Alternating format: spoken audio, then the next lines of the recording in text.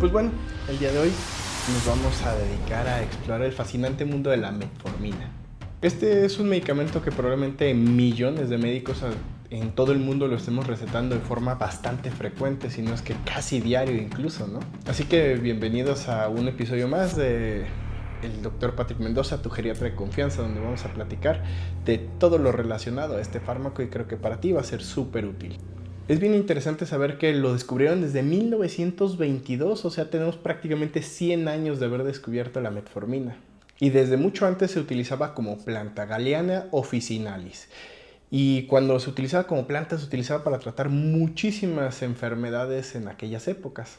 Y ya con el paso de los años, esta planta fue refinada para extraer su sustancia, que actualmente nosotros llamamos metformina. ¿Y qué fue lo importante de esta extracción? Pues bueno, que lo que sacamos pues es solo lo importante, ¿no? Quitamos todo lo que no sirve y mejoramos por mucho su perfil de seguridad, así como su perfil de eficacia. Y gracias a esto, pues el día de hoy es una de las medicinas más prescritas y más utilizadas a nivel mundial. Más o menos se estima que cerca de 150 millones de personas en todo el mundo consumen este medicamento diariamente. Entonces imagínense todos los datos que tenemos para decir que es un medicamento sumamente seguro, sumamente funcional y que además realmente va a hacer el efecto que nosotros buscamos en ustedes. 150 millones de personas todos los días lo están utilizando. Y obviamente pues también tenemos un montón de evidencia sobre sus efectos secundarios, porque efectivamente igual que todos los medicamentos sí tiene efectos secundarios. Y otra de las maravillas es que gracias a que toda esta gente lo toma, tenemos evidencia en casi todos los diferentes tipos poblacionales, en latinos, en afroamericanos, afromexicanos, asiáticos, caucásicos, en Norteamérica, en Europa del Este, en África, en todos lados del mundo se consume y tenemos evidencia en todos los grupos poblacionales.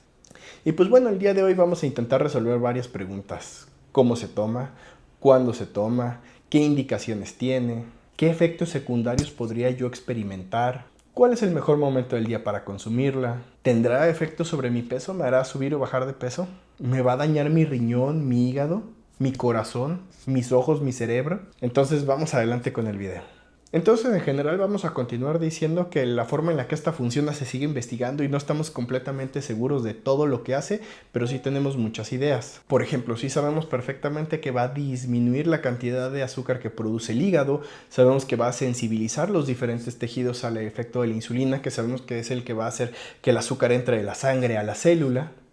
Sabemos que va a disminuir la velocidad a la que se absorbe la glucosa en el intestino, entre muchas otras funciones. Otra de las cosas que pasa mucho es que de repente no sabemos exactamente cuáles son sus indicaciones, ¿no? Porque es común que nos digan que lo están utilizando mujeres con síndrome ovario poliquístico, pacientes con obesidad, pacientes con diabetes tipo 2, pacientes con prediabetes, pacientes con diabetes gestacional. Entonces decimos, pues realmente dónde empieza y dónde termina su función, ¿no? Pues bueno, mira, te lo explico. La indicación clara es el tratamiento de diabetes tipo 2, pero también, y es la indicación en general que nos brindó la FDA, ¿no? Aquí en México es la indicación que tenemos por COFEPRIS, pero por ejemplo el Colegio Americano de Diabetes nos menciona que también lo podemos utilizar para prediabetes y que tiene una indicación bastante clara. Pero para todos los pacientes con prediabetes no, específicamente cuando tienes un índice de masa corporal arriba de 35 o datos de resistencia a la insulina. También pacientes menores de 60 años con prediabetes y mujeres con diabetes gestacional también la podemos utilizar. Y también hay otras indicaciones que les llamamos indicaciones off-label, que son para las cosas que sí lo utilizamos, para las cosas que sí funciona, pero no tienen una autorización tan clara. Y eso es bien importante. Lo hacemos con todos los medicamentos, no significa que está mal utilizado, pero sí significa que no tenemos la aprobación para ese uso por alguna agencia reguladora. Y dentro de estos usos, vuelvo a mencionar la diabetes gestacional. Aunque sabemos que es sumamente segura para pacientes embarazadas, sí se ha asociado con algunos problemas, por ejemplo, bebés con bajo peso, parto prematuro. Por ahí hay algunos estudios, aunque no de tan buena calidad, que nos mencionan que puede relacionarse con que el bebé a lo largo de su vida tenga más riesgo de generar síndrome metabólico, más tampoco está completamente relacionado o los estudios no son tan efectivos. Así que pues el tiempo será el que nos lo va a decir claramente. También de repente la quieren utilizar para control de peso, pero la verdad es que su efecto sobre tu peso es muy discreto, no vas a bajar más de 2 a 3 kilos, entonces pues no es trascendental. Si estamos intentando tratar obesidad, tenemos medicamentos muchísimo más eficaces, mucho más eficientes y que pues realmente van a impactar de forma mucho más clara ahí.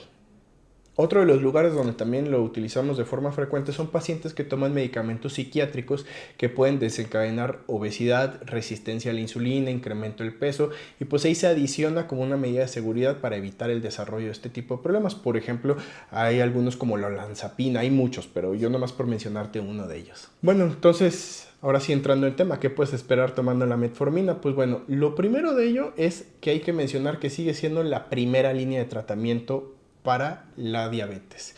Sí, actualmente se empieza a hablar de los análogos del GLP-1 y otras opciones, pero sigue siendo la más buena, bonita y barata, por lo cual sigue siendo primera línea de tratamiento. ¿Por qué? Porque es altamente efectiva para controlar tu glucosa. Si lo hablamos sobre la hemoglobina glucosilada, pues va a bajar más o menos entre 1 y 1.5, que eso es un montón. Pero sí hay que tener bien en claro que no hay que ser glucocéntricos, ¿no? ¿Qué quiere decir eso? Que aunque veamos números bien bonitos, ese no es la intención clara de que estés viviendo con diabetes y monitorizándote tu enfermedad. Si sabemos que un muy buen control glucémico va a tener otros desenlaces. No se trata solo de ver tu glucosa, sino de ver cómo va a impactar esto en tu calidad de vida, desarrollo de complicaciones, esperanza de vida, pero vuelvo al punto, lo más importante siempre es calidad de vida. Y eso definitivamente pues lo platico con todos mis pacientes que llegan aquí con diabetes, ¿no? Entonces, en realidad, ¿por qué tratamos la diabetes tipo 2? Pues con la intención de reducir claramente eventos cardiovasculares. Por ejemplo, disminución del riesgo de infarto al corazón, infarto al cerebro, problemas de retinopatía diabética, de visceropatía diabética, de neuropatía diabética, daño vascular periférico que le llamamos insuficiencia arterial y en general todas las complicaciones relacionadas, ¿no? Que sabemos que son muchas. Entonces, en otras palabras y para ponerlo sencillo, disminuir el riesgo de que se te dañen los nervios, se te dañe el corazón, se te dañe el cerebro, se te dañe el ojo, se te dañe el riñón y el hígado. Y en general también un buen control de la glucosa nos ayuda a cuidar el cerebro. Recuerda que el descontrol de la diabetes está muy relacionado con la aparición de demencia vascular, pequeños o muchos infartos cerebrales, y por otro lado también está bien relacionado con demencia tipo Alzheimer. Entonces, pues definitivamente esto no es tratar por tratar, es tratar para tratarte a ti y buscar que tú siempre estés bien. Entonces, pues hay estudios que nos demuestran que el uso de metformina, por ejemplo, disminuye el 43% el riesgo de eventos cardiovasculares negativos, que es lo que te acabo de platicar. Pero bueno, eso es lo bonito. Ahora hablemos de qué es lo feo, ¿no? Efectos secundarios del medicamento. El más frecuente de todos es diarrea, pero también hinchazón de pancita, distensión abdominal, es meteorismo, o sea, muchos gases. También se puede relacionar un poco de dolor abdominal, molestias tipo colitis, que el nombre correcto sería síndrome de intestino irritable, un poquito de acidez y también algo de dolor de cabeza. Pero sí es bien importante mencionar que normalmente estos síntomas o estos efectos secundarios van a durar en promedio unas 2 semanas y conforme pasan los días y pasa el tiempo que lo estás tomando, se van a ir reduciendo en intensidad, reduciendo en frecuencia y en la mayoría de los casos van a desaparecer por completo. También está bien descrito alteraciones del sabor de boca, ¿no? Los alimentos pueden tener menos sabor, tener un poco de sabor metálico, un poco de sabor salado dentro de tu boca. Y entonces los alimentos dulces saben más dulces y los alimentos salados saben más salados. Entonces, recordemos que casi el 80% de los pacientes van a mejorar o prácticamente les van a desaparecer estos síntomas en 2 semanas. Y en general, pues esos son los más importantes. Doctor, ¿se asocia hipoglucemia? En general, por sí sola, prácticamente no en la mayoría de los pacientes. Pacientes muy deteriorados, muy frágiles, muy delgados, sin masa muscular, sí se incrementa un poco este riesgo y cuando lo mezclas con otros medicamentos, en especial otros medicamentos para diabetes, pues te incrementa un poquito este riesgo. Pero en general recordemos que les llamamos euglucemiantes, eso quiere decir que regulan el azúcar, pero no tienden a bajarla, al menos no más de lo que debe de estar en tu sangre. Y otro de los efectos secundarios que es bastante grave es la acidosis láctica, que la abreviatura en inglés es mala para que no se les olvide, y es algo bastante grave. Lo que hace es que baja el pH de tu sangre y pues sabemos que los órganos en pH muy ácidos no funcionan y puede poner en riesgo tu vida, pero en general es rarísimo. La verdad es que yo solo he visto un caso en toda mi carrera de este evento y normalmente se asocia a pacientes que ya tienen enfermedades graves como enfermedad renal, enfermedad hepática, ya de larga evolución, y que los pacientes en general están en malas condiciones de salud. Entonces podemos respirar profundo y decir no pasa absolutamente nada. E incluso ya se ha visto que pacientes con enfermedad renal el riesgo de que esto aparezca es rarísimo y normalmente va más relacionado al problema del riñón que a la toma de medicamento. Y otra de las cuestiones que tenemos que tener en vigilancia es que en especial cuando estamos tomando dosis altas de metformina después de 4 años de uso, se puede relacionar con niveles bajos de vitamina B12 en sangre. Se dice que es relativamente frecuente, pero la verdad es que lo que yo he visto en la consulta es bastante raro. O al menos aquí en México es raro porque todos los pacientes toman complejo B para todo, ¿no? Creo que por ahí se relaciona esta fase de prevención. Pero si tú tienes preocupación de si se está relacionando en tu caso con esto, pues ve, háblalo con tu médico y es bien fácil. Se piden niveles de vitamina B12 en sangre y ya te dan un resultado y ya puedes ver si está alto, normal o bajo. Hay que recordar que alto no siempre es porque tengas los niveles altos de vitamina B12 en sangre, muchas veces que no se está metabolizando y tiene que ver con otro montón de cosas, por lo cual eso ya le toca a tu médico averiguar. Entonces ahora sí, otra de las partes interesantes: ¿cómo y cuándo me debo de tomar mi metformina? Pues bueno, hay quienes dicen que en la mañana, hay quienes dicen que en la tarde, depende de la dosis que tú tengas, pero en general cuando lo tomamos en la noche es menos probable que tengamos molestias abdominales, o al menos eso dicen los pacientes, y cuando lo tomamos en la mañana, pues se asocia a diferente control de la glucosa a lo largo del día, pero en general no hay tanta diferencia. Lo importante es que te tomes tu medicamento. Otra de las cuestiones es en qué momento, pues se dice que se debe tomar antes de los alimentos, pero también mientras más separado un alimento esté, más riesgo tenemos de efectos secundarios abdominales, las diarreas, el dolor, la distensión y todo esto que ya te había platicado, por lo cual yo te recomiendo que lo tomes más o menos a la mitad de tu plato. O sea, tú tienes tu plato servido, empiezas a comer, cuando vas a la mitad te la tomas, o en cuanto te terminas tu plato, creo que es el momento donde mejor te va a funcionar. Pero definitivamente, pues esto es algo que debes de platicar con tu médico para que él te aconseje según y en relación de tu caso qué es lo mejor para ti, ¿no? Porque también hay que recordar que a veces estás tomando otros medicamentos, otros alimentos, llevas una dieta específica y pues eso pues sí puede hacer que sea variable el mejor momento para tomarla. Y pues como llevamos décadas y décadas utilizándolo, pues bueno, hay que recordar que las indicaciones van cambiando. Y por ejemplo aquí viene una que de seguro te va a volar la cabeza. Fíjate bien, actualmente tenemos estudios desarrollándose porque parece que en personas no diabéticas puede incluso generar longevidad. Que esto es algo complejo porque hay que decir que la vejez no se considera como tal una enfermedad, sino es un proceso en la vida de todas las personas, pero el hecho de que te brinde calidad de vida y más años de vida, pues gracias, no lo vamos a despreciar, ¿no? Todavía no tiene la indicación clara, los estudios todavía se están desarrollando, son estudios muy difíciles de hacer y que se necesitan muchos años para ver los resultados, pero sí tenemos ya estudios en donde se ha visto que las personas diabéticas bien controladas que toman metformina, incluso a veces viven más años que los no diabéticos que no la toman, o viven más que los diabéticos que toman otros medicamentos y no metformina, por lo cual ahí tenemos indicaciones o bueno, puntos interesantes a estar vigilando con este medicamento, ¿no? Y eso nos hace pensar que es un fármaco que a pesar de todos los años que tenemos sigue siendo un área muy fértil para seguir investigando y buscando nuevas indicaciones y nuevos beneficios.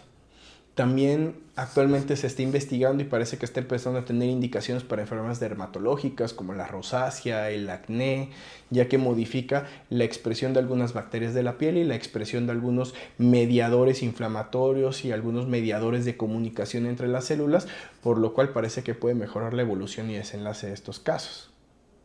También es bien interesante porque está empezando a tener correlación con mejoría clínica de algunos tipos de cánceres, por ejemplo el cáncer vasocelular, que también es un cáncer que aparece en la piel.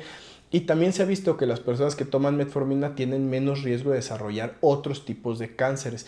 Pero esto es un poquito dudoso porque hay que recordar que una causa muy importante de la aparición de cáncer es el estado inflamatorio del cuerpo. El descontrol de la glucosa se relaciona con estados proinflamatorios y el buen control de la glucosa lo disminuye. Entonces no estamos seguros si es por el medicamento o por el control de la glucosa que nos brinda. También hay que recordar que la propia diabetes en sí y por sí sola incrementa los riesgos de desarrollar cualquier tipo de cáncer. Y esto también se está reflejando y se ha visto con otros tipos de fármacos, como ahorita los que están de moda, los análogos del GLP-1, el Ozempic, que es la semaglutida, o el Mounjaro, que es el tirzepatide, pues también han demostrado que disminuyen la incidencia de aparición de enfermedades oncológicas, o sea, de cáncer, y eso nos hace pensar que más bien tiene que ver con el control de la glucosa y el perfil inflamatorio que propiamente con el fármaco, pero pues no deja de darnos ese beneficio, ¿no? Y también por ahí hay otras indicaciones que se ha visto beneficioso, por ejemplo, para algunos tipos de colitis ulcerosas, ¿no? El CUSI específicamente. Entonces, pues aquí algunos truquitos que les digo yo a mis pacientes en la consulta, en especial, por ejemplo, cuando empiezan con síntomas gastrointestinales, para evitarlos o que sea menos probable, lo primero que hacemos es iniciar con dosis bajitas. 250 a 500 miligramos una vez al día y poco a poco vamos incrementando la dosis. Segundo punto es las tabletas de liberación prolongada dan mucho menos efectos secundarios que la de liberación instantánea. Entonces, si estás teniendo problemas, puedes cambiar tu tableta de 500 o 850 miligramos de liberación instantánea por una de liberación prolongada y vas a ver cómo sí vas a mejorar un montón. Otro de los puntos que ya los dialogamos es el mejor momento para tomar tu fármaco, que es a la mitad o al final de los alimentos. Y otro de los truquitos que muchas veces nos ayuda bastante, que ya también se los mencioné, es principalmente tomarlas por la noche y no por la mañana cuando ya tenemos estas molestias. También hay pacientes que ya llevan mucho tiempo tomándolo, en especial dosis altas, arriba de 2 gramos por día, y de un momento a otro inician con malestar abdominal y algunos de los efectos que ya platicamos. Y ahí a veces lo que funciona es disminuir la dosis 1 o 2 semanas, prácticamente a la mitad, y después volver a incrementar la dosis y normalmente ya no reaparecen estos efectos secundarios. Y por ahí hay estudios que se están desarrollando con relación a algunos probióticos, el Lactobacillus animalis, que parece que puede reducir mucho los síntomas, pero pues aún no tenemos estudios contundentes, seguimos en investigación, ya lo averiguaremos. Pero imagínense la maravilla de tener un lactobacilo que te quite los efectos secundarios más importantes de este medicamento tan utilizado, maravilloso. Y pues recuerda, si aún no te has suscrito al canal, te agradecería muchísimo que lo hicieras. Ponle suscribir, activa la campanita para que sigas viendo este tipo de videos. A mí me ayudas muchísimo y créeme que para ti la información puede ser trascendental. Y pues bueno, seguimos con esta línea de diabetes. Ahí te dejo otro video que te puede ayudar. Y pues también si tienes alguna duda, algún punto, algo que me quieras platicar, escríbelo en los comentarios, los leo con todo gusto. Recuerda, yo soy el Dr. Patrick Mendoza, tu geriatra de confianza, y pues aquí seguimos con ustedes. Hasta luego.